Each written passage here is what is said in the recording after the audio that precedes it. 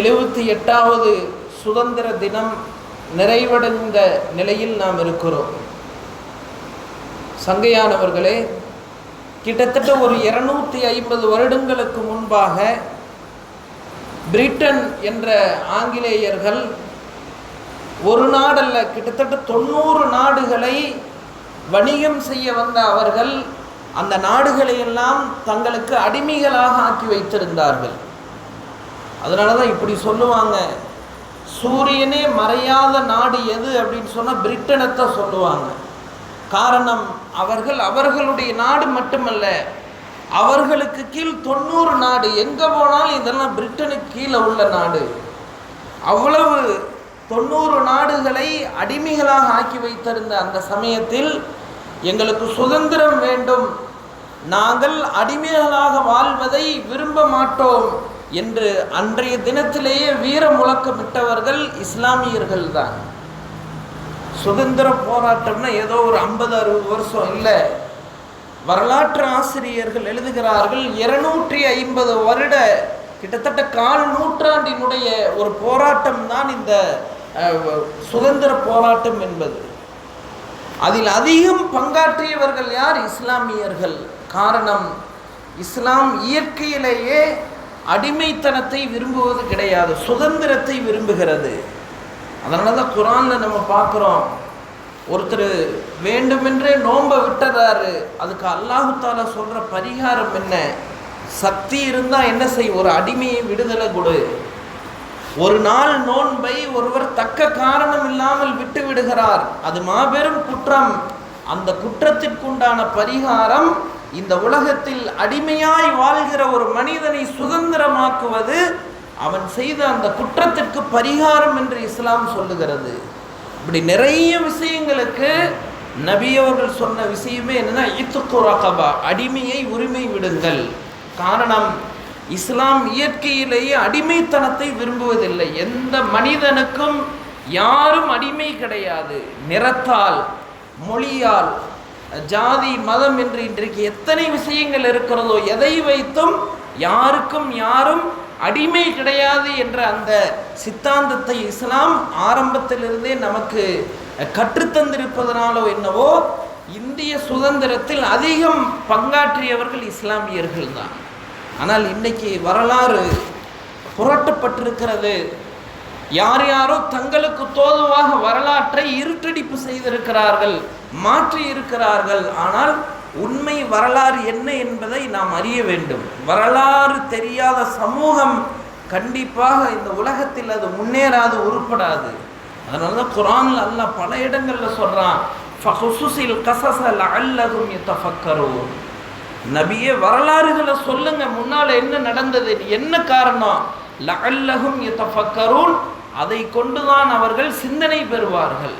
இன்னொரு இடத்துல அல்லாஹ் சொல்ற, வஇன்ன லக்கும் ஃபில் கஸஸி லஇப்ரா, உங்களுக்கு வரலாறுகளில் படிப்பினை இருக்கிறது. அதனால தான் சங்கையானவர்களே, வரலாறு ரொம்ப முக்கியமான விஷயம்.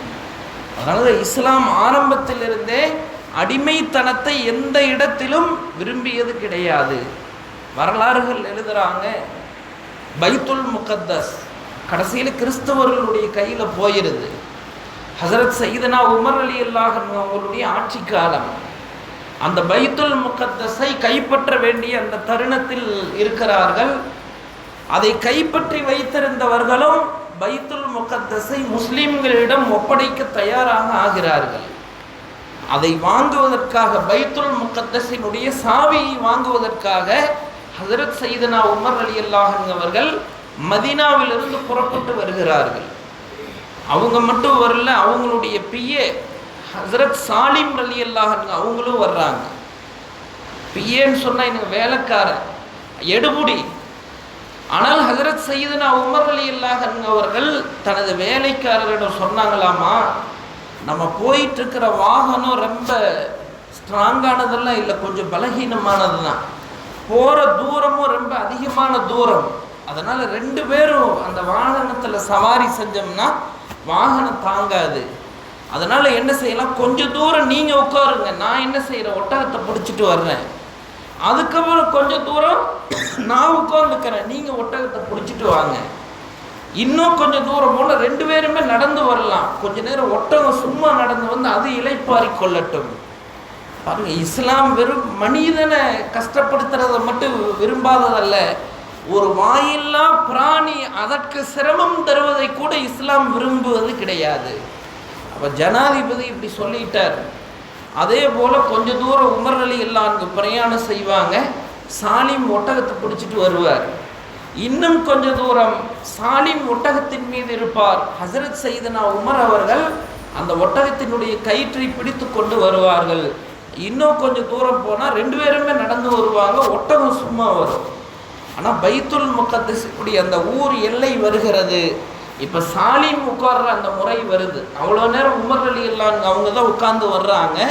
இப்போ அவங்களுடைய டர்ன் முடிஞ்சிருந்து அடுத்த சாலிம் தான் உட்காரணும்.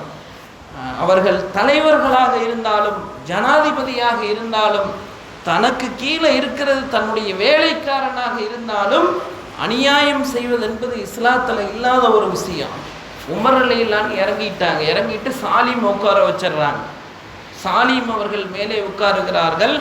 ஹசரத் சையதுனா உமர் ரலியல்லாஹு அன்ஹு அவர்கள் பல நபர்கள் போரிட்ட போதும் பைத்துல் முகத்தஸினுடைய சாவியை நாங்கள் தரமாட்டோம் என்று அடம் பிடித்த அவர்கள் உமருடைய வீரம், உமருடைய ஆட்சியை பார்த்து சாவியை கொடுக்க பயந்து கொடுக்கிறார்கள். அந்த சாவியை வாங்க போகிறாங்க. இன்றைக்கி நம்ம கொஞ்சம் யோசித்து பார்த்தோம்னா இன்றைய அரசியல் தலைவர்களாக இருந்தால் அதுக்கு எவ்வளோ பில்டப்பு, எவ்வளோ மாலை மரியாதை, என்னென்ன விஷயங்கள் இருந்திருக்கும்.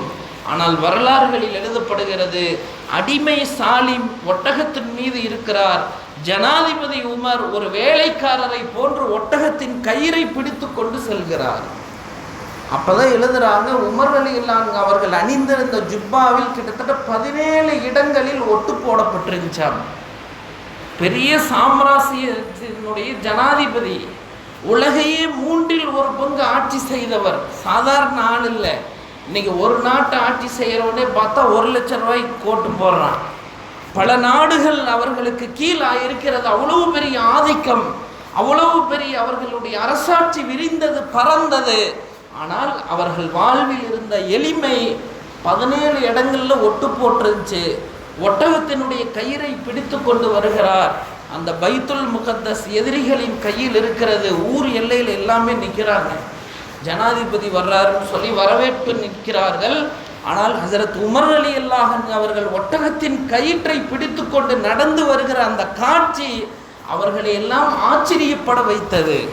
அப்போதான் அவங்களே நினைச்சாங்களாமா, இவ்வளவு நாள் இந்த சாவியை நாங்கள் கொடுக்க மாட்டோம், நாங்கள் தான் வச்சிருப்போம் என்று சொல்லி அடம் பிடித்த எங்களை சாவியை கொடுக்க வைத்த இந்த காரணம் என்ன?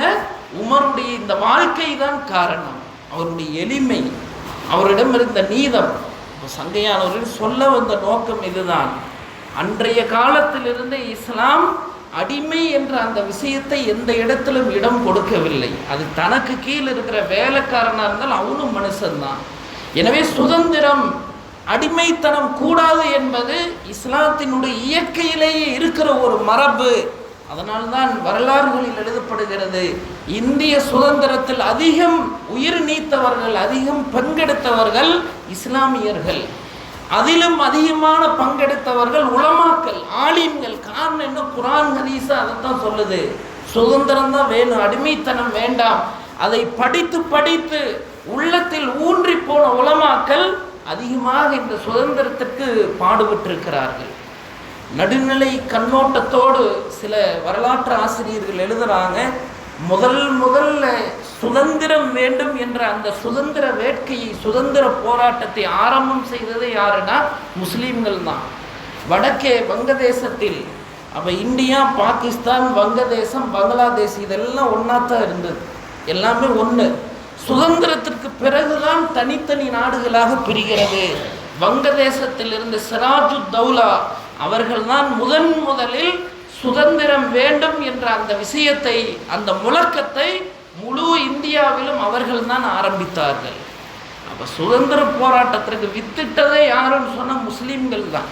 நாங்கள் காந்தி அவர்களை, அண்ணல் காந்தியடிகளை மறக்கவில்லை, நேதாஜி அவர்களை மறுக்கவில்லை. ஆனால் இஸ்லாமியர்கள் என்று எந்த பாட புத்தகத்திலும் எந்த வரலாறுகளிலும் சொல்லப்படாத மறைக்கப்பட்டவர்களாக ஆகிவிட்டார்கள். அங்கே வடக்க சிராஜு தௌலா, தெற்கே சொல்லப்படும் மைசூர் புலி என்று போற்றப்பட்ட திப்பு சுல்தான் அவர்கள். வரலாறில் எழுதப்படுது, ஆங்கிலேயர்கள் பெரிய பெரிய அரசர்களை எல்லாம் அடக்கினார்கள். ஆனால் திப்பு என்ற அந்த பெயரை கேட்டாலேயே ஆங்கிலேயத்தினுடைய அனைத்து சாம்ராஜ்யமும் பயந்து நடுங்கிய ஒரே சிங்கம் என்று சொன்னால் அது திப்பு சுல்தான் தான். இன்னைக்கு அந்த வரலாறுகள் எல்லாம் எங்கு போனது என்று தெரியவில்லை. இந்த நாட்டுக்காகவே உயிர் நீத்தவர் திப்பு சுல்தான். அவருக்கு கீழே அவரோடவே இருந்த ஒருத்தன் கடைசி நேரத்தில் ஆங்கிலேயர்களினுடைய அந்த லஞ்சத்துக்கு அவன் போய் காட்டி கொடுத்து கடைசியில் ஆங்கிலேயர்களால் சுட்டு கொல்லப்பட்டவர்கள் தான் ஷஹீத் திப்பு சுல்தான் அவர்கள். அதே போல் பகதூர் ஷா மிகப்பெரிய அரசர்.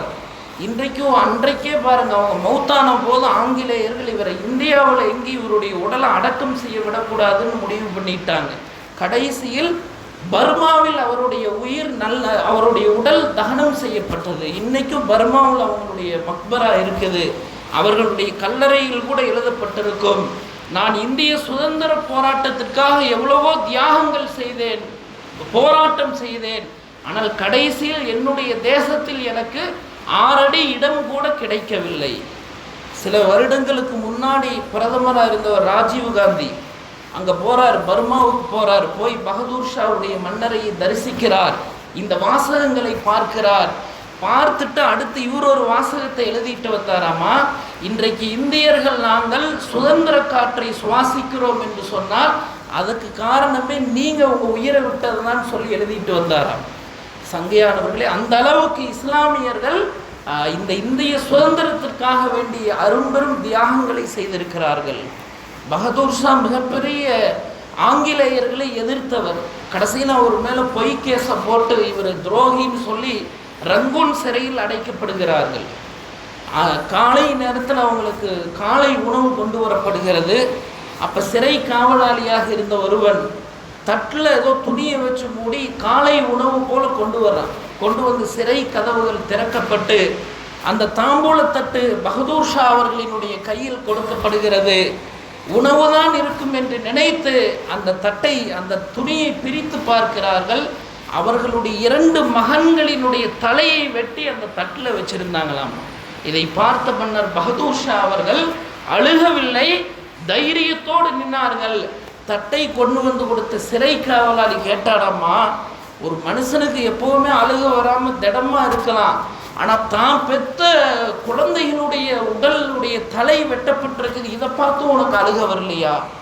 மன்னர் பகதூர் ஷா அவர்கள் இப்படி சொன்னார்கள், எனக்கு 2 மகன் அல்ல, இன்னும் 1000 மகன்கள் இருந்தாலும் அவர்களது தலையையும் இந்த இந்திய சுதந்திரத்திற்காக நான் கொடுப்பேன், அதற்காக அழுக மாட்டேன்னு சொன்னாங்களாம். இப்படியும் ஒரு வரலாறு எழுதப்படுகிறது. எனது மகன்களை நீங்கள் வெட்டி கொன்று விட்டதால் நான் அதற்காக அழக மாட்டேன்.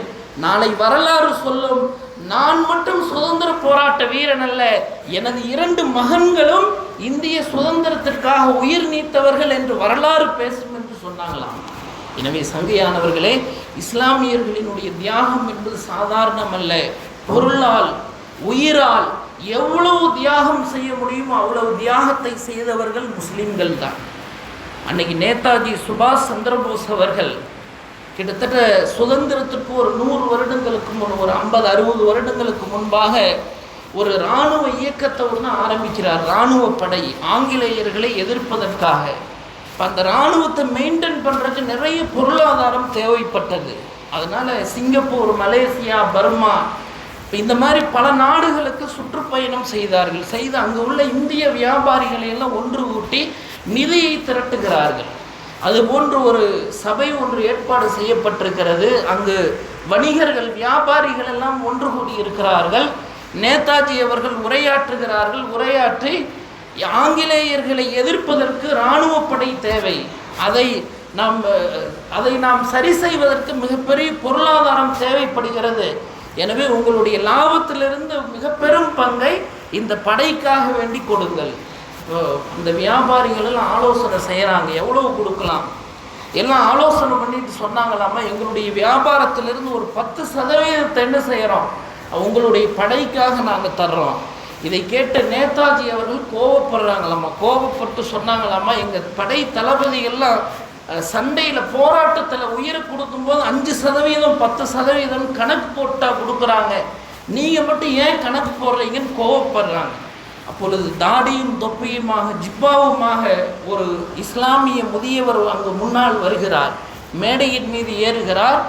ஏறி நேதாஜி அவர்களினுடைய கையில் ஒரு காகிதத்தை நீட்டுகிறார். கொடுத்துட்டு அவர் இறங்கி போயிட்டார். அந்த காகிதத்தை பிரித்து படித்த நேதாஜி அவர்கள் கண்ணீர் விட்டு அழுகிறார்கள். உடனே மேடையிலிருந்து இறங்கிடுறாங்க. இறங்கி கொடுத்தது யாருன்னு சொல்லி பின்னாலே போகிறாங்களாம். அப்படி அந்த சீட்டில் என்னதான் இருந்துச்சு? மற்ற வியாபாரிகள் எல்லாம் கணக்கு போடுகிறார்கள், 5% தரலாமா, 10% தரலாமா. ஆனால் அந்த இஸ்லாமிய முதியவர் அந்த காகிதத்தில் எழுதியிருந்தார், பர்மாவில் எனக்கு சொந்தமான வியாபாரம் மூலமாக வந்த விஷயங்கள் கிட்டத்தட்ட 1 கோடி ரூபாய் மதிப்பில் இருக்குது.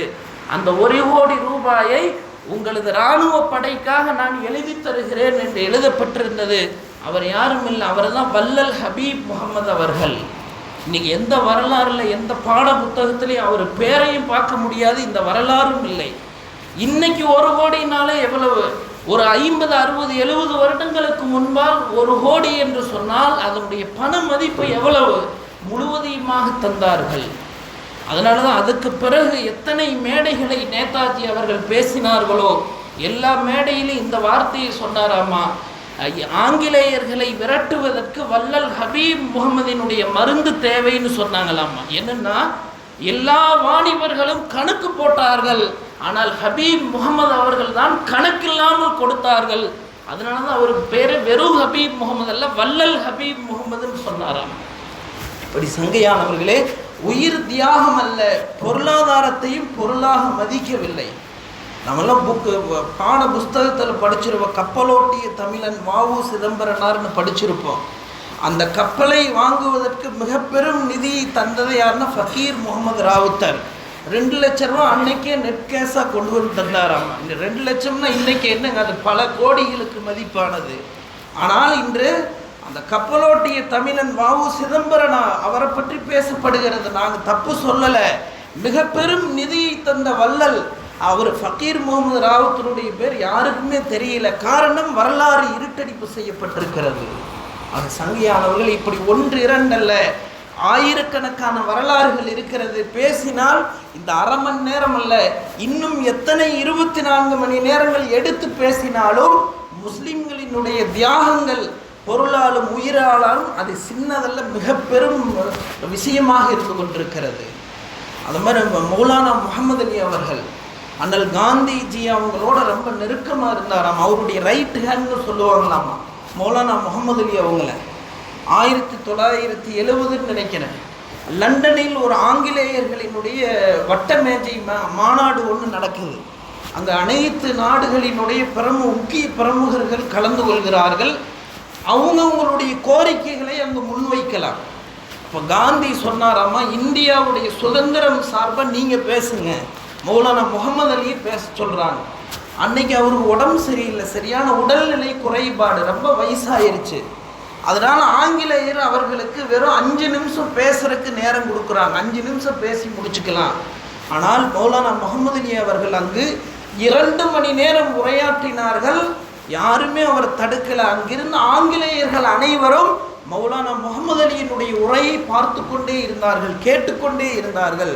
கடைசியாக மௌலானா முகமது அலி இதைத்தான் சொன்னாங்களாமா, நாங்கள் இந்த லண்டனில் இருந்து இந்தியாவுக்கு செல்ல வேண்டும் என்று சொன்னால், நான் போகணும் சொன்னால், ஒன்று எனக்கு சுதந்திரத்தை கொடு, நான் சுதந்திர தேசத்திற்கு சென்று அங்கு மரணிக்கிறேன். இல்லை தரமாட்டேன் அப்படின்னு சொன்னால் என்ன அங்கே அனுப்பாத, நான் இங்கேயே மரணிச்சிட்றேன். இது அந்நிய தேசமாக இருந்தாலும் இது சுதந்திர தேசம், இங்கே எனக்கு ஆல்ரெடி இடம் கொடுன்னு சொல்லி பேசினாங்களாமா. இன்னும் அல்லாஹ்வினுடைய நாட்டம். அந்த பேச்சுக்கு பிறகே மௌலானா முகமது அலி அவங்க மௌத்தாயிடுறாங்க. 28 இஸ்லாமிய நாடுகள் அவர்களினுடைய உடலை தங்களது நாடுகளில் தகனம் செய்வதற்காக, தஃபன் செய்வதற்காக வேண்டுகோள் வைக்கிறார்கள். அப்போ எல்லாம் ஹிலாஃபத் அப்படிங்கிற அந்த முறையில் இருந்தது. அதன் காரணமாக அந்த மன்னரிடத்தில் ஆலோசனை செய்த போது எல்லாம் பைத்துல் முகத்தஸு கீழே இருந்தது. அப்போ பைத்துல் முகத்தஸினுடைய அந்த அரசர் சொன்னாராமா, மௌலானா முகமது அலி அவர்களுடைய உடலை பைத்துல் முகத்தஸில் அடக்கம் செய்யலாம் சொல்லி அங்கு பைத்துல் முகத்தஸுக்கு மிக அருகில் மௌலானா முகமது அலி அவர்களினுடைய உடல் அடக்கம் செய்யப்பட்டது. எனவே சங்கையானவர்களை இப்படி தங்களுக்கு கொடுக்கப்பட்டிருந்த அந்த ஆற்றல், அது பேச்சாற்றலோ செல்வமோ எது இருந்தாலும் அவைகள் அனைத்தையும் இந்த இந்தியாவினுடைய சுதந்திரத்திற்காக இஸ்லாமியர்கள் அதிகமாக செலவு செய்தார்கள். அதனால தான் பாருங்கள், ஒரு 100 வருஷத்துக்கு முன்னாடி உலமாக்கள் இப்படி ஃபத்வா கொடுத்தாங்க, ஆங்கிலேயர்களிடம் வேலைக்கு செல்வது ஹராம், ஆங்கிலத்தை படிக்கிறது கூட ஹராம். முஸ்லீம்களுக்கும் இங்கிலீஷுக்கும் ரொம்ப தூரம், படிப்பில் கம்மி. என்ன காரணம்? அதுக்கு ஒரு மிக முக்கியமான காரணம், ஆங்கிலேயர்கள் இந்தியாவை அடிமையாக்கி வைத்திருந்ததன் காரணமாக ஆங்கிலேயர்களை வெறுக்க வேண்டும், இந்த நாட்டை விட்டு விரட்ட வேண்டும் என்பதற்காக உலமாக்கள் கொடுத்த ஒரு ஃபத்வா தான் இங்கிலீஷ் படிக்காதீங்க, ஆங்கிலேயர்களிடத்தில் வேலை செய்யக்கூடாது, ஆங்கிலேயர்களுடைய ப்ராடக்ட்கள் முக்கியமாக அவங்களுடைய ஆடைகளை அணியக்கூடாதுன்னு சொல்லி என்ன செஞ்சாங்கன்னா ஃபத்வா கொடுத்தாங்க. அப்போது தான் கதர் ஆடை அப்படிங்கிறத என்ன செஞ்சாங்க, தயார் செஞ்சாங்க. கதர் அப்படிங்கிறது அரபி வார்த்தை தான். கதர் என்று சொன்னால் கண்ணியமானது என்று அர்த்தம். அதற்கு பெயர் வைத்ததும் அதை உருவாக்கியதும் மக்களுக்கு இலவசமாக அதை விநியோகித்ததும் முஸ்லிம்கள் தான். ஆக சங்கையானவர்கள் இப்படி சுதந்திரத்திற்கு 1 2 அல்ல, லட்சக்கணக்கான தியாகங்களை உலமாக்களும் செய்திருக்கிறார்கள், முஸ்லீம் பொதுமக்களும் செய்திருக்கிறார்கள். அதனால தான் இன்றைக்கும் நம்ம டெல்லியில் போனோம்னா நீங்கள் இந்தியா கேட் அப்படின்னு சொல்லி இருக்குது. அந்த இந்தியா கேட் போனோம்னா பார்க்கலாம், நாங்கள் போய் பார்த்தோம். கிட்டத்தட்ட அதில் என்ன 97,000 ஃப்ரீடம் ஃபைட்டர்ஸ், இந்திய சுதந்திர போராட்ட வீரர்களுடைய பெயர்கள் பதிவு செய்யப்பட்டிருக்கிறது. அதில் 63,000 பேர் முஸ்லிம்கள் தான். நீ புக்கில் மாற்றலாம், எழுத்த மாற்றலாம், ஆனால் அங்கு கற்களில் எழுதப்பட்டிருக்கிற அந்த கல்வெட்ட அந்த பெயர்களை மாற்றவே முடியாது. இன்றும் இந்தியாவில் அந்த இந்தியா கேட் சாட்சி சொல்லி கொண்டு தான் இருக்கிறது. குஷ்வந்த் சிங் அப்படிங்கிற ஒரு மாற்று மத பத்திரிகை எழுத்தாளர், அன்னைக்கே அவர் எழுதினாராமா, இந்திய சுதந்திர போராட்டத்தில் உயிராலும் பொருளாலும் தியாகம் செய்ததில் மற்ற மதத்தினரை விட இஸ்லாமியர்கள் தான் ஏராளமான பேர். இதை ஒரு முஸ்லீம் எழுதுனா நம்ம நம்ப தேவையில்லை. இதை எழுதியது ஒரு இஸ்லாம் அல்லாத, முஸ்லீம் அல்லாத ஒரு மாற்று மத நண்பர் எழுதுகிறார், இஸ்லாமியர் தான் அதிகம் தியாகம் செய்தவர்கள். எனவே சங்கையானவர்களே, இந்த இந்தியாவுக்கும் இஸ்லாமியர்களுக்கும் மிக நெருங்கிய தொடர்பு இருந்து கொண்டிருக்கிறது. ஆனால் இன்னைக்கு ஏற்பட்ட சில விஷயங்கள், சில வியாபார நோக்கங்கள், சிலருடைய அரசியல் விஷயங்கள்னால முஸ்லீம்களின் மீது ஒரு வெறுப்பு பிரச்சாரம். இவ்வளவு பெரிய வெற்றி கிடைத்ததற்கு இன்னொரு முக்கிய காரணம், அன்னைக்கு நீ முஸ்லீம் நீ இந்துங்கிற எந்த வேறுபாடும் இல்லாமல் கைகோர்த்து ஓரணியில் நின்று இஸ்லாமியர்களும் மாற்று மதத்தவர்களும் போராடினார்கள். அதனால தான் இவ்வளவு பெரிய வெற்றி இந்தியாவுக்கு கிடைத்தது. எனவே சங்கையானவர்களே, இஸ்லாத்திற்கும் இந்தியாவிற்கும் முஸ்லீம்களுக்கும் மிகப்பெரிய நெருங்கிய தொடர்பு இருக்கிறது. இந்த வரலாறுகளை நமது குழந்தைகளுக்கு சொல்ல வேண்டும். இல்லைன்னு சொன்னால் இன்னும் கொஞ்ச நாள் போச்சுன்னா முஸ்லீம்கள்லாம் ஏதோ வந்தேரிகள், எங்கிருந்தோ வந்தவங்க, அடுத்தவங்க சுதந்திரம் வாங்கி வச்ச நாட்டில் நம்ம அண்டை வந்தவங்கன்னு சொல்லி வரலாறு திணிக்கப்பட்டு விடும். ஆச்சரியத்திற்கில்லை. எனவே நாம் யார், நாம் இந்த நாட்டிற்கு என்ன தியாகங்கள் செய்திருக்கிறோம் என்பதை நாமும் சிந்தனை செய்ய வேண்டும். சந்திக்கிற நபர்களிடத்தில் சொல்ல வேண்டும், நமது சந்ததிகளுக்கும் அதை சொல்லிக் கொடுக்க வேண்டும். வல்ல அல்லாஹ் சுப்ஹானஹு வ தஆலா முழு இந்தியாவிலும் பிணக்குகள், எத்தனை விதமான ஒற்றுமைக்கு மாற்றமான விஷயங்கள் எல்லாம் இருக்கிறதோ அவைகளை எல்லாம் அல்லாஹ் தஆலா ஒன்றும் இல்லாமல் ஆக்குவானாக. எல்லா மக்களும் நிம்மதியாக, சந்தோஷமாக, மகிழ்ச்சியாக வாழ